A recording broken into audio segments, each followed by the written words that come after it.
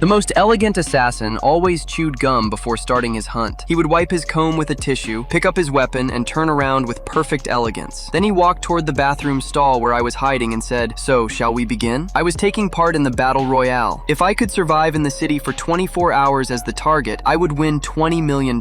My job was simple: stay alive and escape 5 hunters. The game would only end once I made it through all 24 hours. Before the game began, I met the owner of the game. He handed me a special phone. The moment I picked it up, I saw that $50,000 had already been deposited into my account. My nerves instantly tightened. At exactly 6:45, the real hunt officially began. I grabbed the phone and took off running. In this city, anyone walking past me could be one of the hunters. Panicking, I jumped onto a bus. As soon as I sat down, a man beside me started trying to open his suitcase. I immediately had a bad feeling. I jumped back off and shouted at the driver to stop. From that moment on, I became extremely careful. The owner of the game was watching every move I made, as well as every move the hunters made from his control room. I entered a huge shopping mall. The crowd was perfect for hiding. I sat down and covered myself with a newspaper. Then I noticed a woman entering an elevator with her daughter. I quickly stepped inside with them and pressed a random floor. Just as the doors were about to close, a man stuck his hand inside to get in. I immediately became suspicious. While the elevator was moving, I quietly took a pen from the woman's bag. When we reached the 20th floor, the man stepped out with the mother and daughter. I finally relaxed. But the second the doors closed, he suddenly appeared again as if out of nowhere. He was one of the hunters. He pulled a strange weapon from his sleeve, and I immediately ran. He chased me through the mall. By the time I reached the 26th floor, I ended up in a dead end. I rushed into the bathroom and climbed onto the toilet, praying he wouldn't find me. But he quickly spotted me and started walking closer. I held my breath. He walked over to the mirror, calmly chewing gum as he fixed his hair. Then he turned toward the stalls and said, "So shall we begin?" He started smashing through the stall doors one after another. I was hiding in the last stall and he knocked the door down with a single hit. I was shaking as I sat there on the toilet. When he saw how helpless I looked, he called the owner of the game and said he wanted his money back because the hunt had turned out to be way too easy. Okay,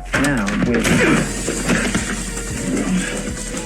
But the moment the hunter saw me running again, he immediately chased after me. I hadn't even made it out of the mall when another hunter named Taylor blocked my path with a knife. Since the rules didn't allow attacks in crowded areas, he tried to force me toward a more isolated spot. Just then, the first hunter arrived in the lobby. When he saw that Taylor was about to catch me, he hit the emergency elevator stop button.